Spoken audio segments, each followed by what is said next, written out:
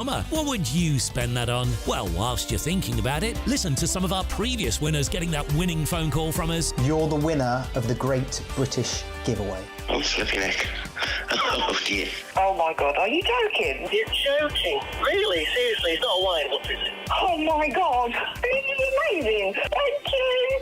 The next winning call could be answered by you. For a chance to win £20,000 in tax-free cash, text WIN to 63232. Text costs £2 plus one standard network rate message. Or post your name and number to GB05 PO Box 8690 Derby DE1 9TT. UK only. Entrance must be 18 or over. Lines close at 5 p.m. on the 31st of May. Full terms and privacy notice at gbnews.com/win. Please check the closing time if listening or watching on demand. Good luck. 2024, a battleground year. The year the nation decides. As the parties gear up their campaigns for the next general election. Who will be left standing when the British people make one of the biggest decisions of their lives? Who will rise? And who will fall? Let's find out together. For every moment, the highs, the lows, the twists and turns. We'll be with you for every step of this journey. In 2024, GB News is Britain's election channel. GB News is Britain's election channel. And from tonight, The people decide. As the country heads to the polls in a rush of elections. we'll take you through the night as the first results come in. And we'll pick up at breakfast with the very best guests and analysis. And on the weekend, the results won't stop, and neither will we. We'll explore what it all means for you as we look ahead to the general election. Continuing coverage live from tonight at midnight on GB News.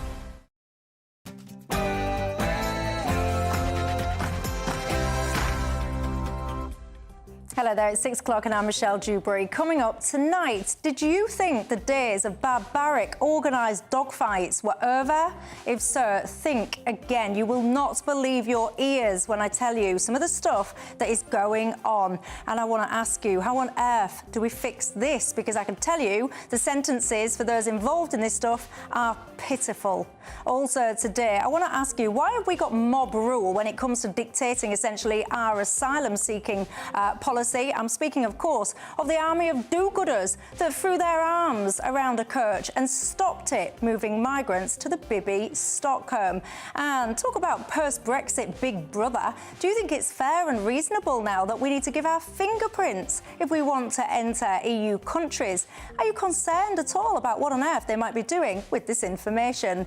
And Dine and Dash. If you saw people fleeing a restaurant without paying, would you try and stop them or not? Would you get involved? And what do you think restaurants need to do to try and stop this practice? Is it time to get rid of the tab, make people pay as you go? This is a very serious issue because we know how badly hospitality is being impacted at the moment. Your thoughts on that?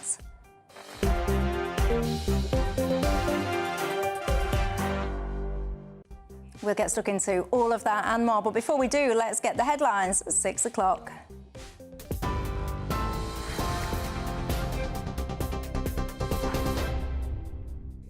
Michelle, thank you very much, and good evening to you. The headlines from the newsroom at 6 o'clock.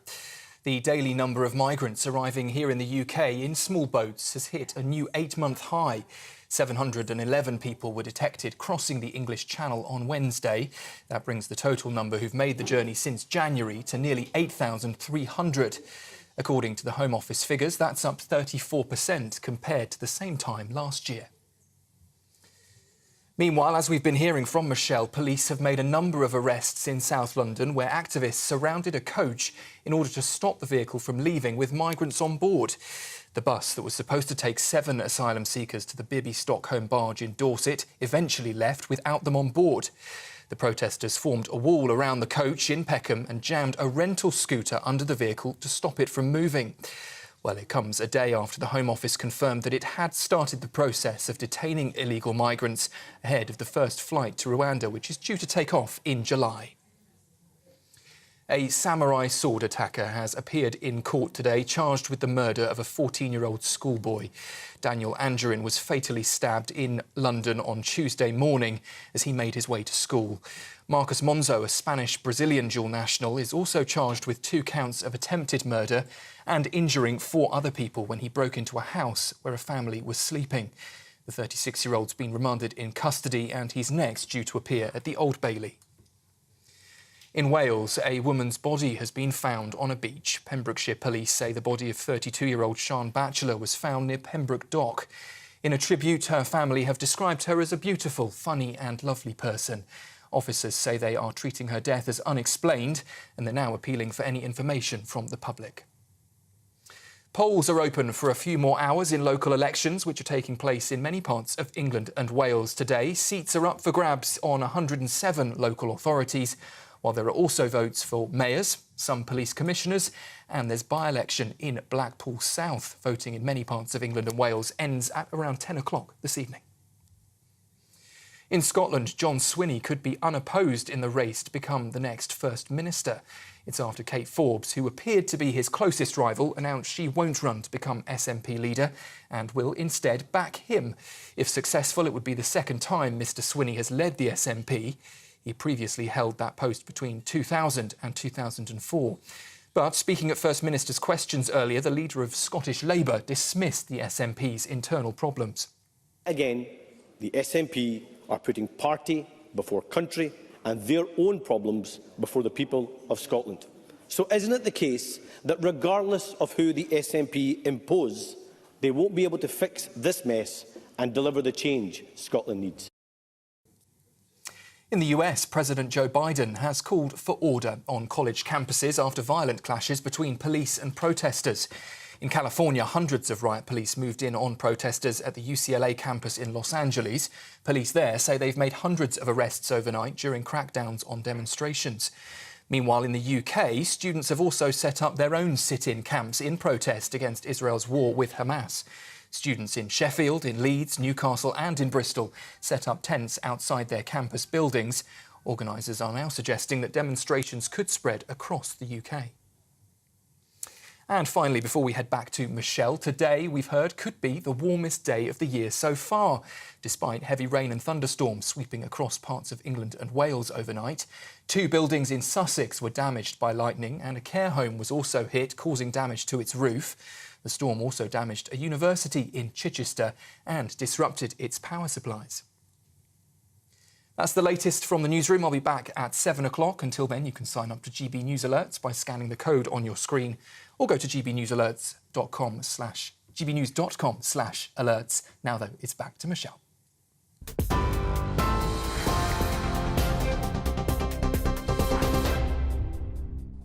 Thanks for that. I'm Michelle Dewberry and I'm with you till 7 o'clock tonight.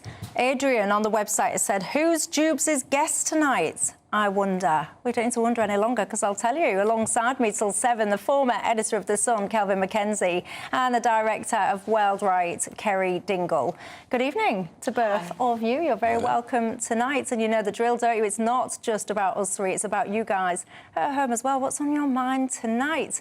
You can get in touch all the usual ways. You can still email me, gbnews@gbviews.com. You can go on the website, as I just mentioned, Adrian. Oh, you're a member as well. Thank you very much, Adrian. That's Adrian there. He's on the website. You can join the conversation there too, or of course you can tweet or X me. Now, let's talk what I would call the absolute ridiculous scenes that we've seen unfold today, where we've seen scores of protesters linking arms to laughably create what they call a human chain to try and stop asylum seekers being moved to the Bibby Stockholm. Joining me now live is our Home and Security Editor, Mark White. Good evening to you, Mark. Thanks for joining us. Can you bring our viewers up to speed with what on earth was supposed to be happening and what actually did end up happening in the end?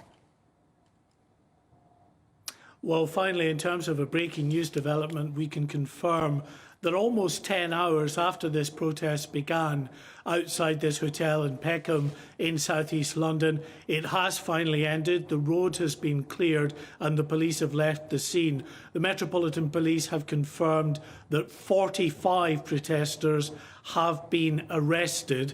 The Deputy Assistant Commissioner, Adi Adelekan, has said, it saddens me to confirm that a number of his officers have been injured in these protests and violent scuffles. He said not seriously injured, but still injured in the line of duty as they tried over many hours to reason with these protesters, to move out of the roadway to let that bus on its way. But we can confirm as well that the Home Office have had to abandon what they were planning, which was to remove a group of about 7 individuals from that hotel, which has been requisitioned for asylum seeker purposes. They were removing 7 people from there to the Bibby Stockholm barge in Dorset.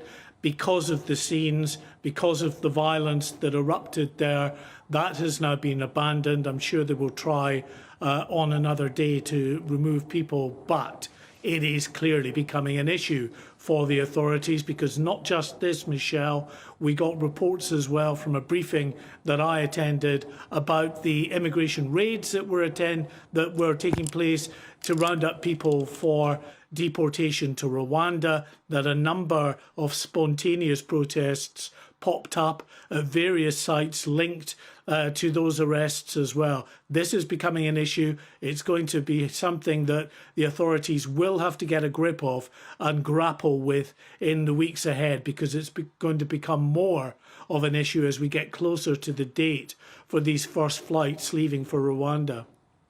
Goodness me. Thank you very much, Mark, for that update.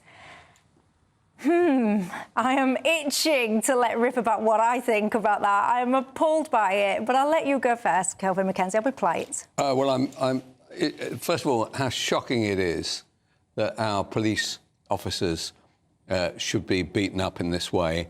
A number of them, we've just heard, have been injured by these. Well, I presume they're thugs, but they've been arrested now, so we'll have to see what the court makes of them. But the reality is that those police officers were, in fact, conducting what the law is. I just want to interrupt whilst you're talking as well, because I can't help but notice, I've got my glasses on, nothing wrong with my eyesight now, and I can see a number of concealed faces there. There was a fellow a second ago with a scarf up. People were concealing their faces. I'm sure I can see, like, that bandana thing, the burgundy thing at the back. She just pulled it again. I thought you weren't even allowed to do that now in these kind of circumstances. Well, anyway, I digress. Carry on. I didn't know that, but, you know, they're there to stop what the law of the land is. We want those people out. They are illegal currently, and when they're in Rwanda, they can have their asylum applications tested. And I am sick and tired of seeing a small group acting against the law. And what also concerns me, beyond this tonight, is what's happening in our universities. Look at how careful they are, to conceal their faces. Are you watching what I'm watching, everybody? Yeah, well, hold on. Is that any worse than the Deliveroos you see wandering around, driving around London all the time, which I see a load of those wearing black across their faces? Why is that? Well, I presume because they're illegals as well. No, hang on a second, Kelvin. I mean, obviously, there's no one from Deliveroo to defend themselves against that, but a lot of people are delivery drivers. They are actually bombing around on mopeds, so they would have had, you know, some kind of head covering underneath their helmet or whatever. So let's not conflate issues. Well, my point really is that the idea that police officers are being beaten up while carrying out the law of the land is completely unacceptable. And these people clearly are not the innocent little students just hanging around fresh out of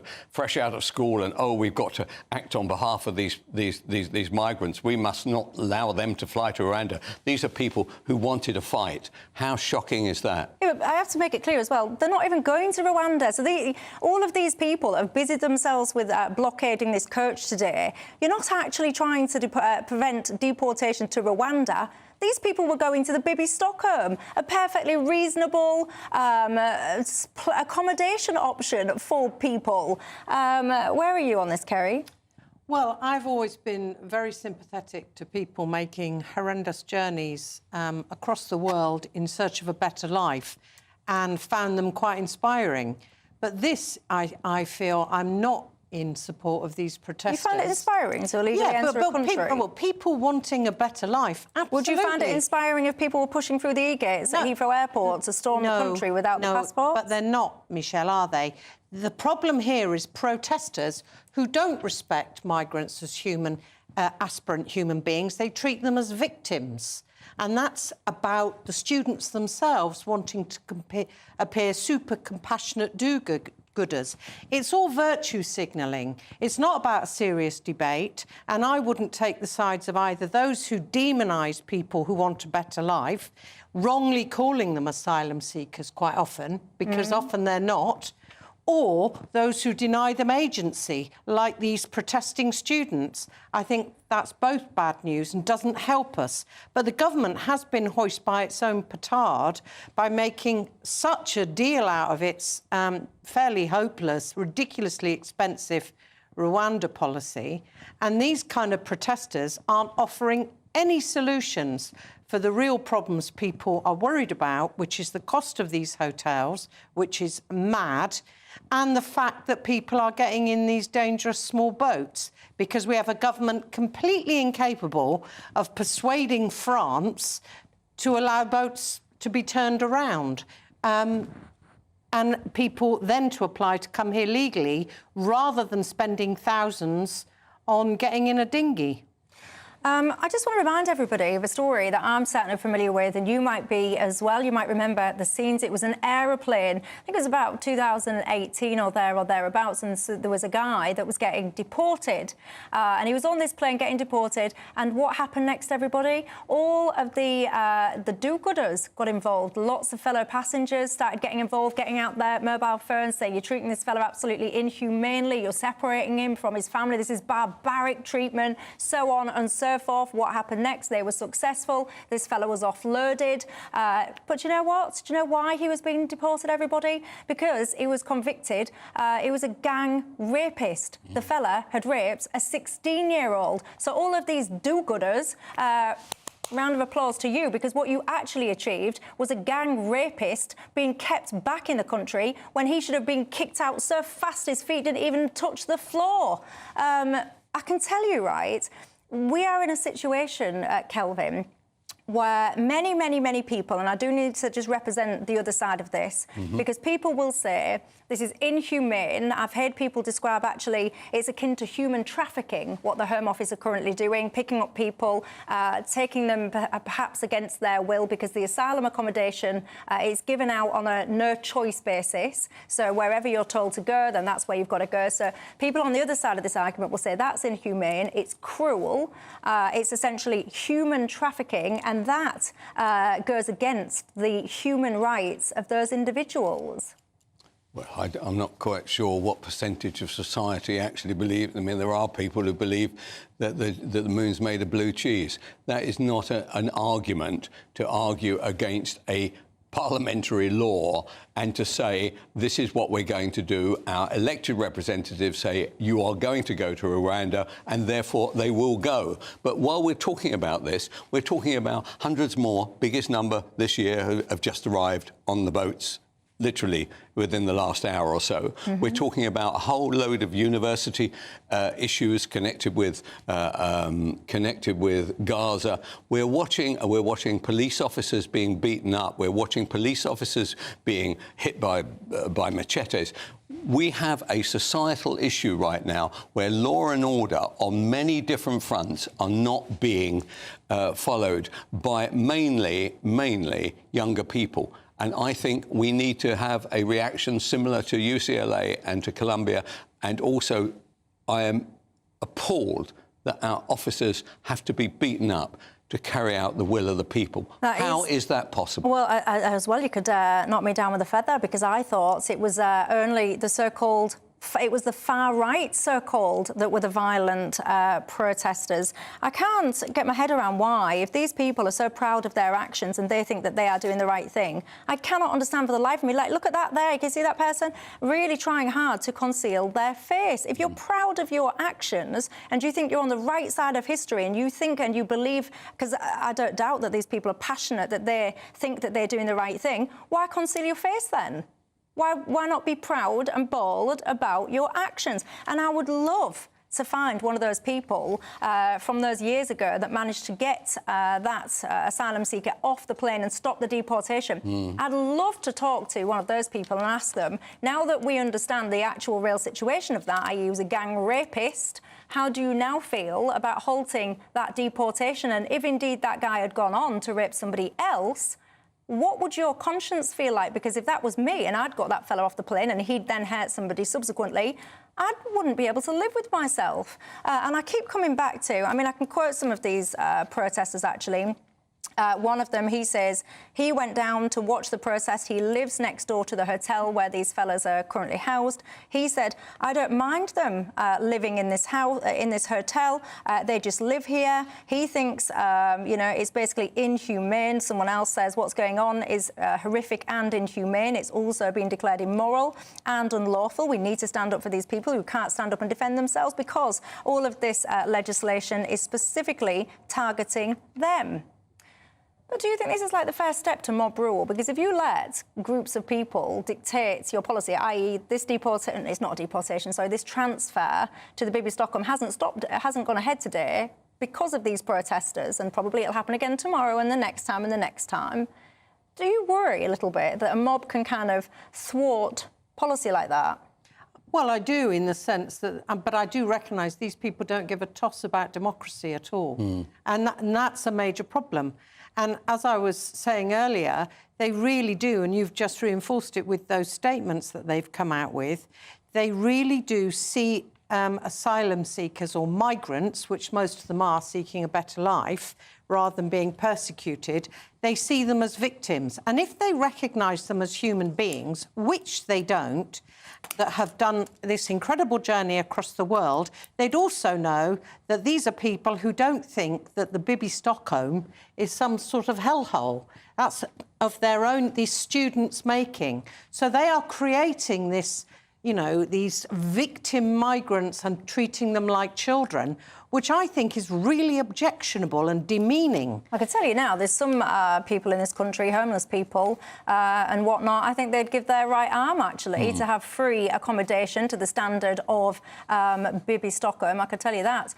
If you are one of those protesters and for some reason you're watching this tonight, do get in touch and tell me why you don't have the chops to actually show your face if you're so proud of the action that you're taking. And also, on Dewbs Co, I don't just like to give you problems, I do like to give you solutions. So all of these people that were chanting refugees welcome, I've got a great idea for you. Why don't we try and set up, and you can already voluntarily overpay extra tax. If you're in the camp of refugees welcome, and I'm not knocking that, it's a perfectly valid place to be, why don't you say to yourselves, you know what, let's pay a voluntary amount of tax. So all of us that are in favour of putting people in hotels and all the rest of it, you guys can chip in a bit more and you can help fund that if you're so in favour of refugees welcome and all the rest of it. I think it's a great idea. Win-win. You get what you want, they get what they want, and everyone who doesn't agree with that isn't paying for it. Well, why don't Good idea or not? Why don't we also, when they finally appear in court and get hopefully convicted, why don't we put them on the same plane and send them out to Rwanda as well? Well, I mean, you say that at this rate. I mean, I bet there's a few people in society thinking to themselves, why don't I lose my passport, go to Calais, get in a dinghy and volunteer to be sent to Rwanda? I'll take the £3,000 and the free living costs. I bet there's a few people that have had that thought. Anyway, I shall move on after the break. I want to talk to you about an absolutely horrific, sickening, barbaric practice of organised dogfighting. Oh, what I have to tell you next will absolutely shock and disturb you. I'll see you in 2.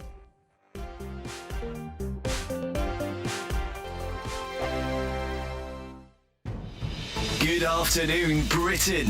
Weekdays from midday.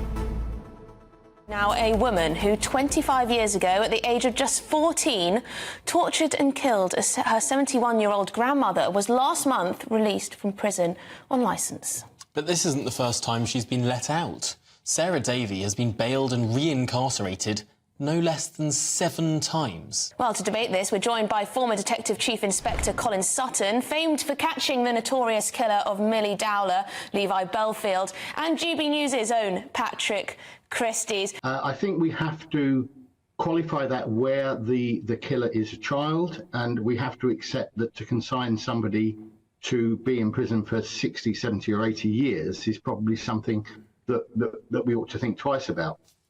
So I understand why this happens. I understand the outrage. I really understand the outrage. I think that 14-year-olds who kill should be given a chance to rehabilitate? Yes, I do. Do I think that somebody who's had 7 such chances and blown them away, deserves an 8th chance, then probably I think that's a lot more doubtful. I would have thought that by chance, sort of 3 or 4, they'd have got the picture, but clearly not. Patrick, what do you make of it all? Well, some people are born evil, aren't they? And why should we have to suffer to have them back out on the streets? There are some crimes that are so serious that you should pay for it either with your life or for the rest of your life. This was a sadistic murder, the details of which absolutely cannot be read out on air at this particular time of day. There are 3 issues here. Is this justice for the families of victims? I just think a release like this is a slap in the face, really, to us all. It's another example of soft justice. And just because she's a child, well, she was old enough to commit the heinous crime she committed.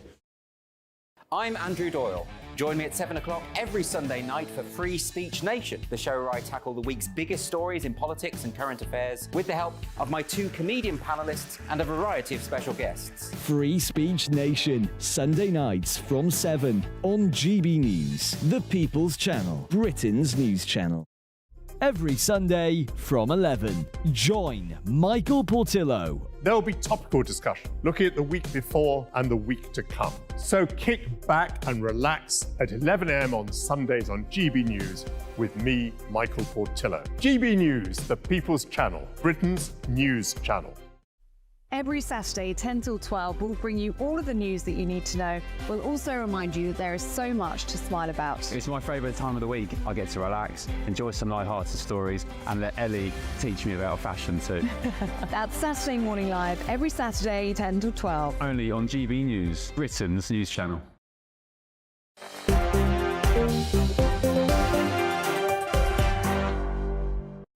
Hi there, I'm Michelle Dewberry and I'm keeping you company till 7 o'clock tonight. Lots of you getting in touch about those protests there, stopping those so-called asylum seekers moving to the baby Stockholm.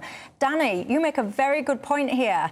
You're asking, why were the police at that protest not in some of the kind of riot positions or gear like what we saw at the St George's Day event in London? Well, I think we all know the answer to that, do we not, Danny? Many people would say that there is indeed 2-tier policing on display, should I say, in London. John says, what were the police and the authorities doing to stop all of this unrest? I can answer that briefly and say probably not a lot, quite frankly. Michelle, we've seen over and over again, says Reg, that police don't seem to be fit for purpose. I've got to step in there and actually defend the police in some hand because, yes, in that instance, and I will criticise as well the 2-tier policing when it comes to protesting, but we also need to step back as well and reflect that actually also this week we've seen the police do incredibly brave and decent things, and I'm talking, of course, about that sword incident. So I don't want to go too hard on the police because indeed they do risk their lives often to try and protect us. But look, let me move on, and I will tell you that this is quite a distressing story because I want to talk to you about what many would say the nation's favourite pets. I'm speaking, of course, about dogs. Now, I confess, many of you know this if you're regular viewers, I'm not overly a dog person. I've never had a dog, but I don't imagine I would ever own one as well. But even despite that, so even where I am, I found this really, really distressing. And I'm speaking about organised dog fighting. And I just want to bring some stats up on the screen for you, just to kind of bring some context into this. There has been a 34% increase in dogfights since 2020. There are more than 30 organised dogfights in England and Wales each month. So basically pretty much one a day, everybody. I mean, the RSPCA has well been called out to stop nearly 2,000 dogfights. And if you look at where this kind of stuff is happening, the greater 40% of these incidents happen in the north of England. London as well, of course, they've had a lot, 91 investigations there. The West Midlands has had 59 incidents there as well. And one of the things that absolutely shocks me, everybody, because I just want to make clear what we're talking about here. We are talking about the deliberate priming and grooming and training of dogs to fight each other and to end up with absolutely barbaric, distressing, upsetting injuries that really cause harm to those animals and in very often end up in the death of those animals as well. So this is the kind of thing we're talking about. It's often done for pleasure. It's often done for financial reasons. And I was just about to walk you through that slide there about the penalties involved in this, because in England and Wales, get this, everybody, the penalty for doing this is 51 weeks in prison, or a fine, or both. In Scotland, it's up to a year in prison, a fine as well of up to £20,000. And get this, apparently 15% of vets believe that they have treated dogs that have been engaged in these illegal fights. I mean, this is absolutely horrific. I'm joined now by Veterinary Professor of Animal Welfare at Winchester University, Andrew Knight. Good evening to you, Andrew. I mean, many people would have assumed that this thing, it was out with the Dark Ages 200 years ago or thereabouts. I think this stuff was banned, but it's very much going on. I've just given the stats there, 34% increase. Can you just describe, I mean, I am conscious that it's tea time, so I don't want to be too graphic, but just kind of help the viewers understand what is actually going on here. Yeah, it's really worrying to see those numbers actually increasing so dramatically as you've described. I mean, the concerns are certainly the fights themselves. The injuries that the animals sustain can be quite horrific. These are underground fighting rings. They're not. There's not any sort of proper veterinary care for the injured animals. They can sustain fractures of their limbs, lacerations to their faces, their abdominal body, and the rest of their skin surfaces as well. If there is treatment of these, it will tend to be with sort of backyard therapy such as superglue and staples, rather than providing appropriate veterinary care. And unfortunately, animals that lose are sometimes seen as sort of dishonouring their owners and are punished or even killed, actually, by the owners if they have not been seen to performing well in the ring. So this will be, done brutally with, unfortunately, methods like clubbing the animals or simply leaving them abandoned in buildings. There have unfortunately been instances of animals being deliberately cruelly killed because they've not been thought to have fought well enough. You're showing some video of the training methods used. They can also be very exploitative and quite cruel. Animals can be run on treadmills. They might be baited with small animals like kittens ahead of them. Sometimes these are placed on lures as well to try to strengthen the jumping muscles of the hind legs, encourage the dogs to lunge forward. Sometimes they need to pull heavy weights as well. So pretty brutal training methods without any sort of normal care that our pet dogs would enjoy. And also without the socialisation, the learning to become confident, happy and well-behaved with other dogs and people and become good companions. These animals don't get that. They're raised in a pretty brutal environment. They're subjected to the most horrible, cruel fights. And if they do survive those, their injuries are not properly treated. So this is pretty barbaric. It's absolutely horrendous. What do we know about the kind of breeds that are involved in this stuff? They tend to be pit bulls, pit bull terrier type breeds. These dogs with short, stocky legs, strong chest muscles, strong, thick necks. And it used to be the case that many of them would also be ear cropped and tail docked. That's illegal now in the United Kingdom, thankfully. But these are the dogs that were historically chosen for fighting and have been bred over many generations to have those sorts of characteristics. And just help my viewers understand, because I was reading today about actually if you see a dog with certain telltale signs, or if you see certain things, then this might indicate that that's a dog that's been involved in these kind of practices, and you can flag it to the RSPCA, etc. What should people be looking out for? I mean, an obvious thing will be injuries, and as a veterinarian in small animal practice, I was working in that field for about 10 years before becoming a veterinary researcher, and you would sometimes see animals coming in with injuries that weren't consistent with the stories that we were given about how those injuries might have been obtained, or wounds that don't seem to have been properly treated or might have been older than they should be when they come in. So I think an obvious thing is to be looking out for injuries and any general mistreatment of animals. The general public won't see most of this because it does occur sort of out of sight and out of mind of the general public in industrial areas, waste ground, areas that are hidden generally from the public eye. Absolutely disgusting. Andrew Knight, thank you very much for enlightening our viewers to what is actually going on.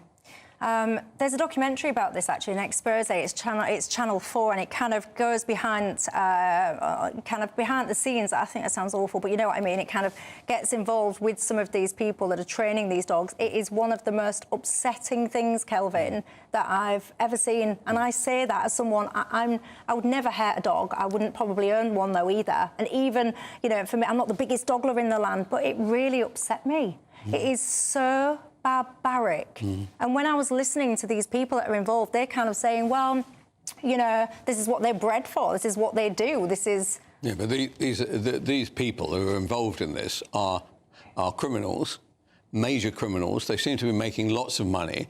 I'd be fascinated to know, not that I'm going to speculate on air, which community that they come from, where they think that they just go onto a spare piece of land and conduct this major criminal act.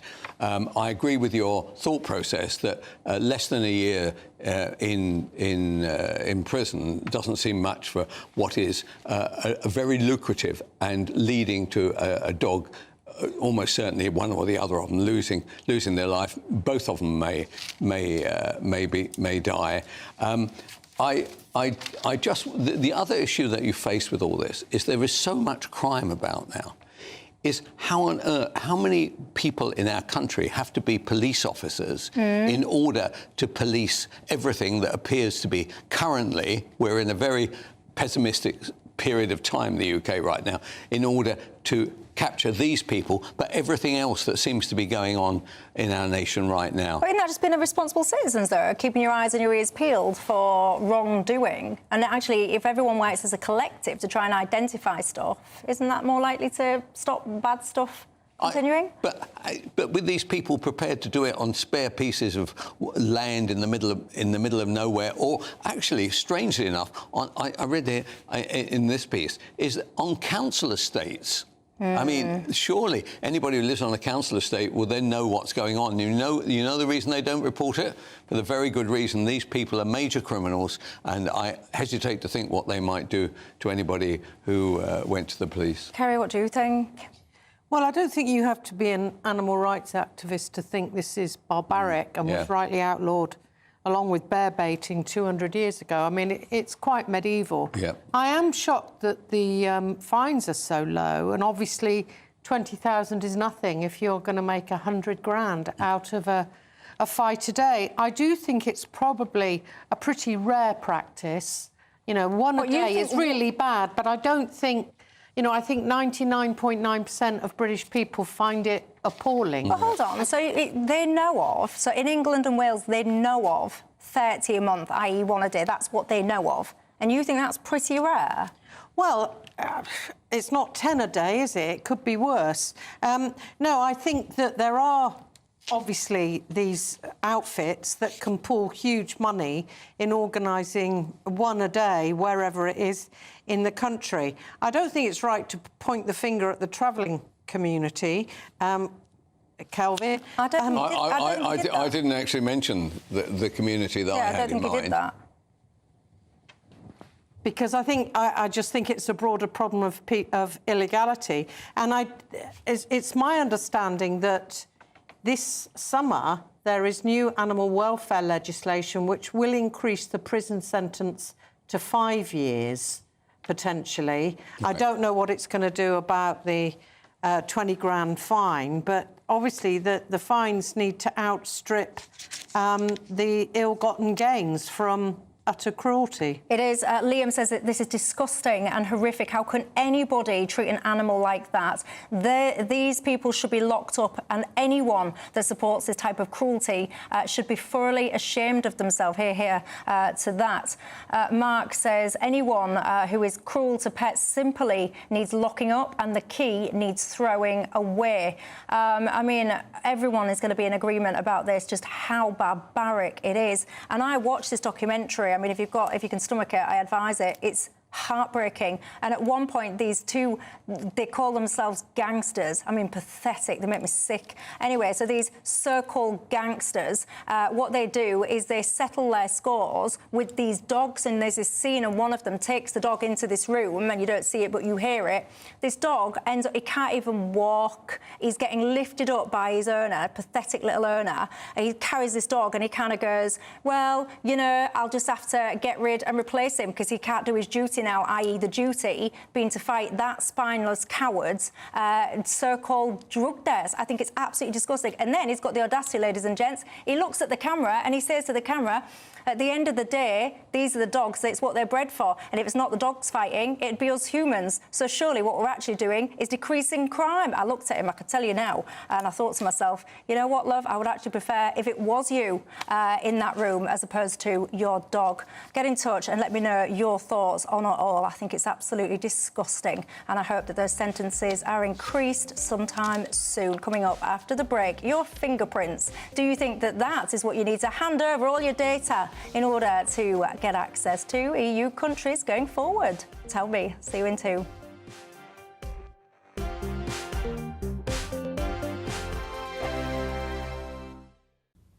Good evening. It's time for your latest GB News weather update, brought to you by the Met Office. There's going to be quite a bit of rain around tomorrow, but before then, the risk of some heavy thundery downpours overnight, in association with a front that's still lingering across central parts at the moment, and we do still have some blustery conditions because of an area of low pressure over the near continent. But I think it's the thundery downpours across central parts of England into Wales where we're most likely to see any issues.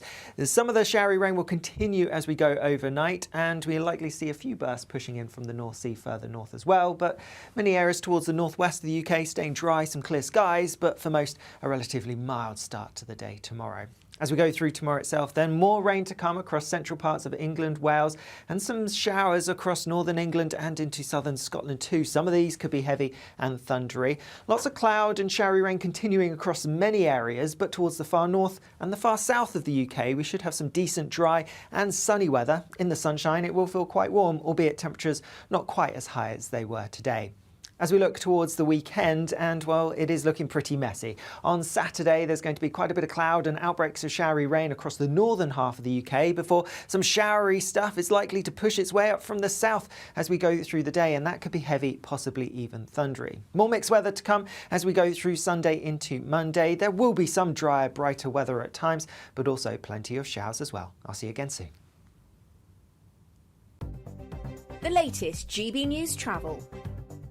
Good evening, my name is Johnny Ratner with your very latest. In East Ayrshire, the A77 is closed northbound at Kilmarnock. That is at the scene of an accident just off the A71. And long delays on the M6 in Lancashire heading northbound. The motorway is down to a single lane at junction 31 east of Preston at the scene of a multi-vehicle collision. Queues back to the M61. Two problems on the M25 through Surrey. First of all, the two inside lanes are closed anti-clockwise at the Cobham services for emergency repairs between the A3 and Leatherhead, taking nearly an hour back to the Staines bypass. And still slow clockwise after that accident just before Godstone, with queues back into Kent towards the M26 at junction 5. And in Suffolk on the Ipswich, Burystown, Edmund stretch, the A14 is closed westbound at Stowmarket junction 49, where two vans have collided near to the roadworks. That's the latest. You can stay up to date throughout the day by visiting our website, gbnews.com. GB News is Britain's election channel. And from tonight, The people decide. As the country heads to the polls in a rush of elections. we'll take you through the night as the first results come in. And we'll pick up at breakfast with the very best guests and analysis. And on the weekend, the results won't stop, and neither will we. We'll explore what it all means for you as we look ahead to the general election. Continuing coverage live from tonight at midnight on GB News.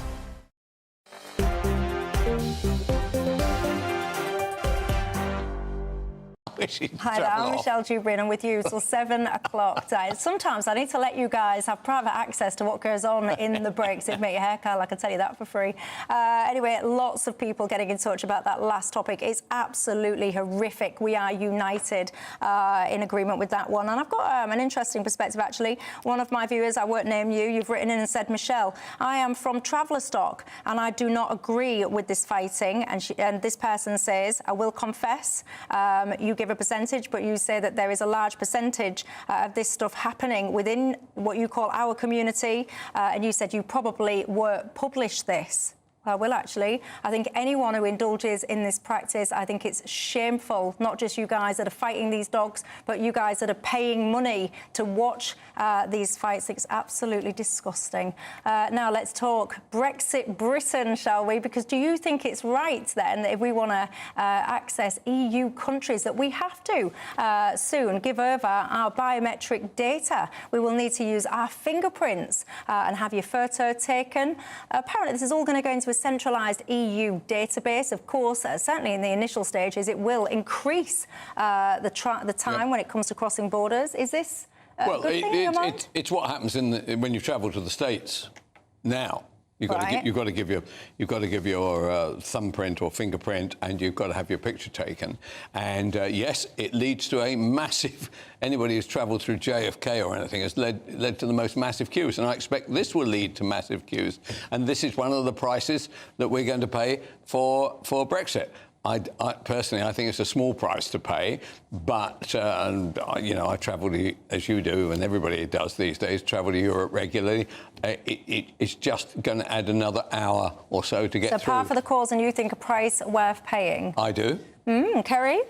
No, I don't. I don't think it's a price worth paying, because I don't think it's a price we should have to pay.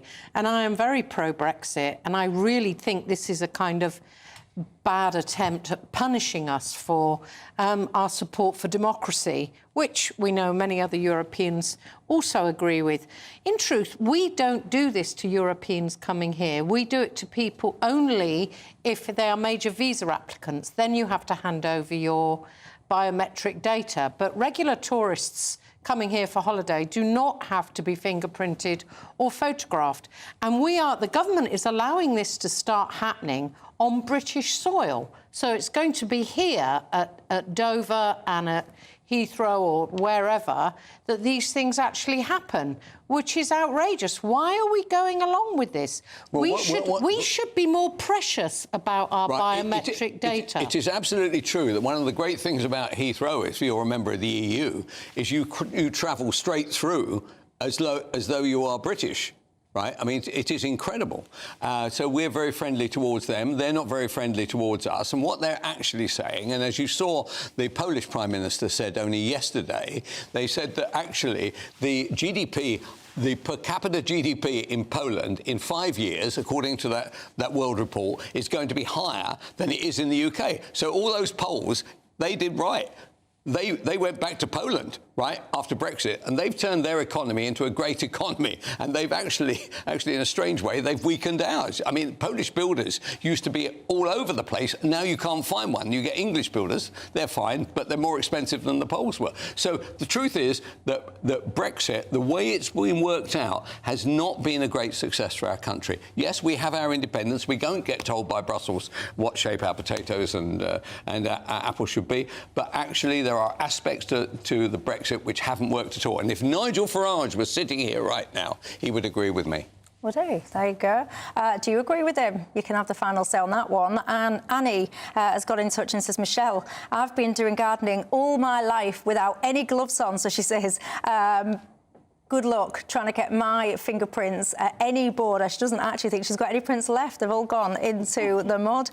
Ian says, this does not bother me at all. He says that he's been working in so many different countries around the world, and this is just how it is. He says, though, he ends his email by saying, the people that worry about this are usually those people that have something to hide. You said you was worried about. Have you got something to hide, Kerry? I think that's really wrong. You know, I don't think being made to be a criminal by having your fingerprints and photograph taken means that you have got something to hide.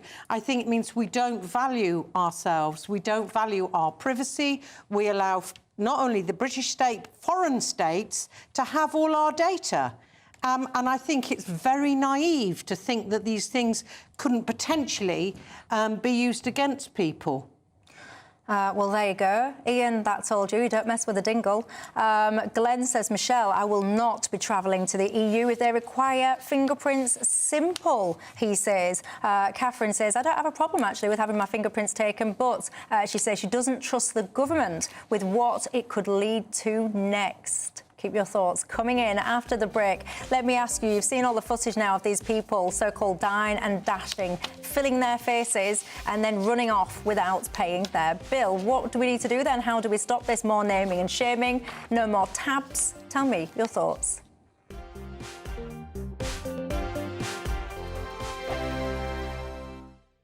Patrick Christie's Tonight, weekdays from 9 p.m. Today is a good day for the King, a good day for Britain. I'm sure you'll be hoping that those Not My King morons decide to give it a rest for a little while, because he is still dealing with an illness, isn't he? He's still dealing with an illness, and he appears to be dealing extremely well. I think he comes from the fact that he's extremely strong and fit. I think I understand that will help his treatment enormously.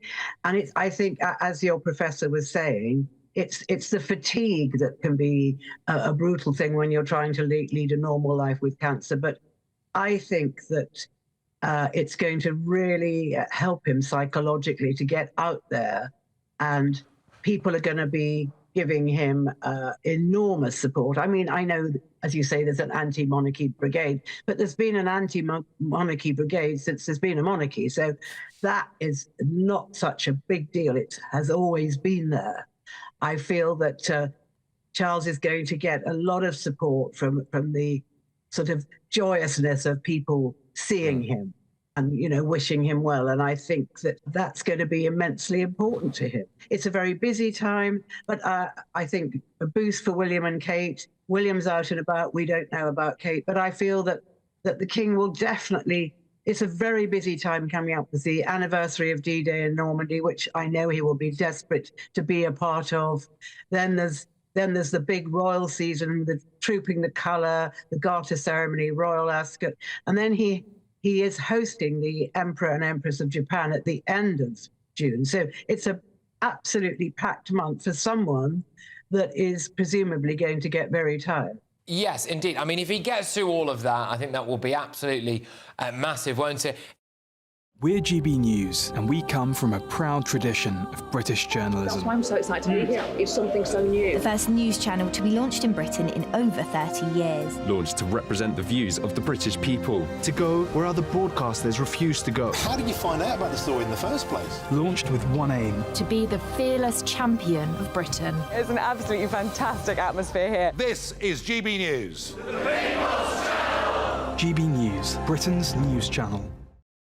Join me, Camilla Tominey, every Sunday at 9:30 when I'll be interviewing the key players in British politics and taking them to task. This report basically says that he's not fit to stand trial. With an upcoming election looming over Westminster, now is the time for clear, honest answers. I agree. And that's precisely what I'll get. Is he indecisive?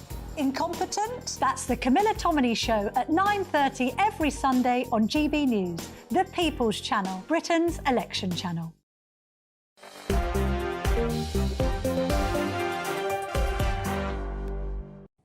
Hello there, I'm Michelle Dewberry with you till 7 o'clock. Alongside me, Kelvin McKenzie and Kerry Dingle remain. Again, you're divided on that last fingerprint topic. Malcolm says, Michelle, wake up, everybody. It's part of the digital ID agenda, he says. Many of you are asking, well, why are we not doing this in this country then? Why aren't we creating biometric entry points here? Would you want that? Is that a good thing or not? Let me talk to you, though, about a story that's caught many people's eyes recently. It's been labelled dining and dashing. Have you seen all of this? It's basically like the halls of shame where people's photographs now, the CCTV, the imagery is getting shared far and wide from people who are going into restaurants. And let's all remember that restaurants, many of them at the moment, hospitality, pubs, whatever, many of these organisations are struggling. They were absolutely battered during the COVID lockdowns. They're trying to work, they're trying to graft, they're trying to kind of pull their industry, their business now out of hard times. So they don't need anybody doing this. What is the answer, though, Kerry? How do restaurants stop it? Well, I'm shocked when you read these reports, because it seems sometimes these are kind of serial dine and dash couples. One, there's a report, is an ex-lawyer who goes around completely ripping off restaurants and taxi drivers and others. And I do think that name and shame is one good way to go. Sticking their photographs up, making sure rest of the hospitality industry know who these people are. But I also can't understand why these people are not arrested, or, you know, they are committing serious fraud and a criminal offence and getting away with blue murder. I do think these days we have to be, I mean, always be for, it's such antisocial behaviour, I'd be for grabbing them by the scruff of the whatever. But you have to be a bit careful these days as people pull knives on you. This is certainly true. Kelvin, how do we fix it? Well, I'm not sure we fix it. They do get charged. They do get arrested. And one of the things that cheers me up about the media is that whenever there's a dine and dash, it's always the lead item on whatever the news site is. So they know what people are interested in. These are criminals. They're thinking about it. They come up with ridiculous ideas. Oh, my grandson's in hospital. I've got to go and get the card off him. You know what I mean? They're just sitting there inventing it. It is the same kind of nonsense and the same kind of pain that supermarkets and shops face with shoplifting. The truth about the matter is we are seeing a breakdown of what people think is legitimate in relation to the high street. They just think that they can take advantage of it. Now, however, obviously all restaurants have got to include cameras, and it doesn't matter how small your restaurant is, one of the more important aspects will be the security, because the truth about the matter is they will almost certainly be local people. Well, there you go. Lots of you guys getting in touch, because we don't just like problems on Dewbs Co, we do indeed like solutions. PJ, you've put a lot of thoughts into yours. I like it. He says restaurants should be fitted with automatic coded locking doors. When a customer they get a code for opening the doors, it will be printed on their receipt after they've paid. You change the code every single day, he says, to try and keep on top of it. I like your idea. Many other people saying just take credit card payments up front, like what they do in different places like hotels. Other people saying perhaps like petrol stations, you have to hand your keys in and then go fill up and then get your keys back from the till after you've paid. John says simple, take the credit card details before you do it. Stop with the tabs. There you go. Lots of people still get in touch about that barbaric, disgusting dog-fighting behaviour. I think we're all agreed that we want to see tougher penalties for that. One of my viewers has wrote in and said, Kelvin McKenzie for Prime Minister. Goodness me. I think you, whoever you are, need to go for a lay down in a dark room. That's all we've got time for. But now, up next, Nigel Farage. I'll see you tomorrow night. A brighter outlook with Box Solar, sponsors of weather on GB News. Good evening. It's time for your latest GB News weather update, brought to you by the Met Office. There's going to be quite a bit of rain around tomorrow, but before then, the risk of some heavy thundery downpours overnight, in association with a front that's still lingering across central parts at the moment, and we do still have some blustery conditions because of an area of low pressure over the near continent. But I think it's the thundery downpours across central parts of England into Wales where we're most likely to see any issues. Some of the showery rain will continue as we go overnight, and we'll likely see a few bursts pushing in from the North Sea further north as well, but many areas towards the northwest of the UK staying dry, some clear skies, but for most a relatively mild start to the day tomorrow. As we go through tomorrow itself, then more rain to come across central parts of England, Wales, and some showers across northern England and into southern Scotland too. Some of these could be heavy and thundery. Lots of cloud and showery rain continuing across many areas, but towards the far north and the far south of the UK, we should have some decent dry and sunny weather. In the sunshine, it will feel quite warm, albeit temperatures not quite as high as they were today. As we look towards